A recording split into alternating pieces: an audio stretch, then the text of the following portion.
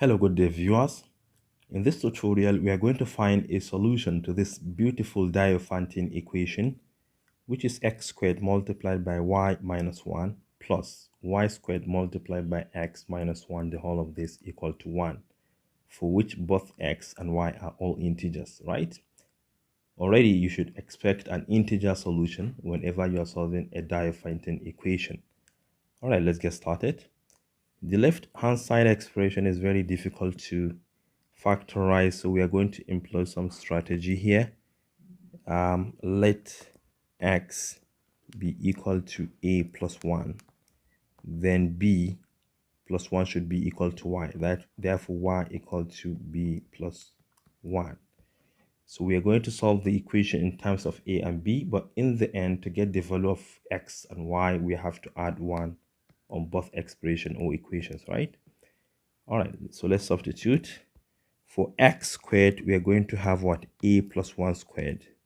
So we have a plus 1 whole squared multiplied by y minus 1, but y is b plus 1, then minus 1. Moving to the other side, we have y squared, which is b plus 1 whole squared, multiplied by x, which is a plus 1, then minus 1, right? This is equal to 1. So let's expand. This is a binomial expansion. We take the first term, a, we square that. Then 2 multiplied by a times 1 is 2a. Then second term squared, 1 squared is 1. 1 minus 1 is 0. So we have just b here plus b squared. That is the first term squared. 2 times b times 1 is 2b. 1 squared is 1. Then here 1 minus 1 is 0 plus a is just a. This is equal to 1. Let's expand the parentheses. B times a squared, that is a squared b. Then 2a times b is 2ab. Then 1 times b is b. Moving to the other one, a times b squared is ab squared plus 2ab, then plus a. This will remain equal to 1. So now let us link some terms together. Let me start with this and this, giving us what? A squared b plus ab squared plus. You can see that this and this are like terms, making 4 quantities of ab. So 4ab. Then lastly, we have b plus a, which is going to give us what? A plus b. A plus b, and the whole of this equal to 1. So you can see that 1, 2, 3 all have what? AB in common. So we factor out AB. Inside from this, what do we have left? B is already gone. A squared, we have A outside, remain A. Then plus A is outside, 1B is outside, we have B here. Plus already AB is outside, we have 4 left here. Then plus a plus b, this is equal to 1. Just observe something here. We have a plus b plus 4, but this is a plus b, meaning if we should add 4 here, it will be equivalent to this. So we have to add 4 to both sides of the equation. So we have ab here multiplied by a plus b plus 4, then plus a plus b plus the 4 we want to add. But the moment you add 4 to the other side, it becomes 5, because 4 plus 1 is 5. Again, we have this in common. So let's factor 1 out. We have a plus b plus 4 multiplied by, from the first term we have ab. From the second term, it's already gone, so we have 1. And this is equal to 5. 2 factors multiply together to get 5. So how many combinations do we have? What are the factors of 5? It could be 5 multiplied by 1. It could be 1 multiplied by 5. It could be negative 5 multiplied by negative 1, right? It could be negative 1 multiplied by negative 5. All of these combinations. So let's take them one at a time. If you start with this one, it implies that this is equal to 5 and this is equal to 1. Right, so let's write it down. We have either a plus b plus 4 equals 5 and ab plus 1 equals 1. I want to finish with this one before we come back to the other combination. Once you take 4 to the other side, it becomes negative 4, and 5 minus 4 is 1. So this implies that a plus b is equal to 1. And for this, we have a plus b, no, multiplied by b is equal to 1 minus 1 is 0, because once 1 crosses over, it becomes negative. 1 minus 1 is 0. So before we continue, let us ask ourselves, do we have two numbers we can multiply together to get 0? And once we add them together, we get 1? Yes, the right combination is 1 and 0. It's either if this is 1, this is 0, or this is 0, this is 1.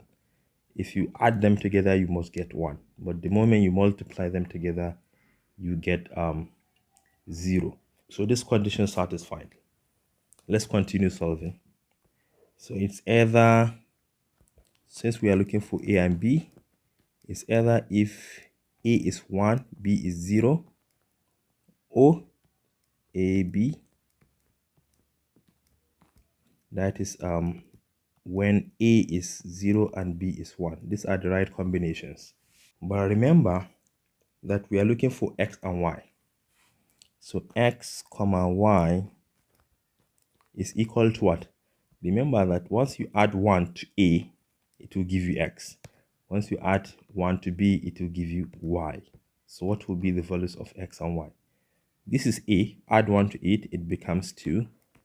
Add 1 to this, it becomes 1. Or x, y, we have 1 comma 2. So this is our first solution. Let's move on to the other condition. The second condition is when the first factor is 1 and the second one is 5. So here are the conditions when the first one is 1 and the second one is 5. So this implies that once you take 4 to the other side, it becomes negative, and 1 minus 4 is 3. So a plus b is equal to negative 3. That is 1 minus 4. And for this one, a multiplied by b will be equal to 4, right? Once 1 crosses over. All right. Before we continue, we have to ask ourselves, because we are interested in only integer solutions. Do we have two integers we can multiply together to get 4? But once we add them together, we get negative 3. We don't have such integers. So we're going to discard this condition. Let's move on to the other one. So this does not satisfy. Let's move to this condition when the first one is negative 5 and the second one is negative 1. So here are the conditions. The first one implied that if you take this one to the other side, it becomes negative. So a plus b will be equal to negative 5. Negative 4 is negative 9. And for this one, a multiplied by b, as this crosses over, it becomes negative as well. So we have negative 2. So this is negative 2. The question is, do we have two numbers, two integers, we can multiply together to get negative 2? But once you add them together, you get negative 9. No such numbers. We don't have them. So we're going to discard this condition as well. Let's take the last one. That is when the first factor is negative 1 and the second one is negative 5. So here is the last condition when the first factor is negative 1 and the second factor is negative 5. The first one implied that a plus b is equal to, once this crosses over, it becomes negative. Negative 4, negative 1 is negative 5. And for this one, we have a multiplied by b. As this crosses over, it becomes negative. We have negative 1, negative 5 is negative 6. Question: what two numbers you can multiply together to get -6, but once you add them together to get -5? I think the numbers are -6 and +1, right? If you multiply this together, you get -6. And once you add them together, you must get -5. Yeah, so this satisfied. Let me take it. So this satisfied. Let's continue solving. From here, let's make A the subject here. A will be equal to what? -6 divided by B. So you're going to take this and plug it into the first equation so that you have for A as -6 divided by B, -6 divided by B, then plus B, and this is -5. Let's multiply every single term by B. B will cancel the fraction if you multiply here. We have -6 plus B squared. This is equal to -5 times B. That is -5B.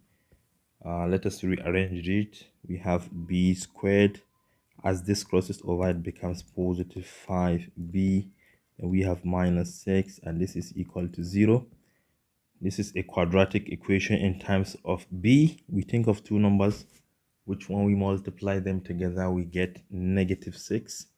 But once you add them together, you get +5. And the numbers are +6 and -1, right? So we have B minus 1, B plus 6 equals 0, which means what? B is either 1 or B equals -6 once you set the two factors to be equal to 0. All right. But remember that A is what? -6 divided by B. So we had the first solution.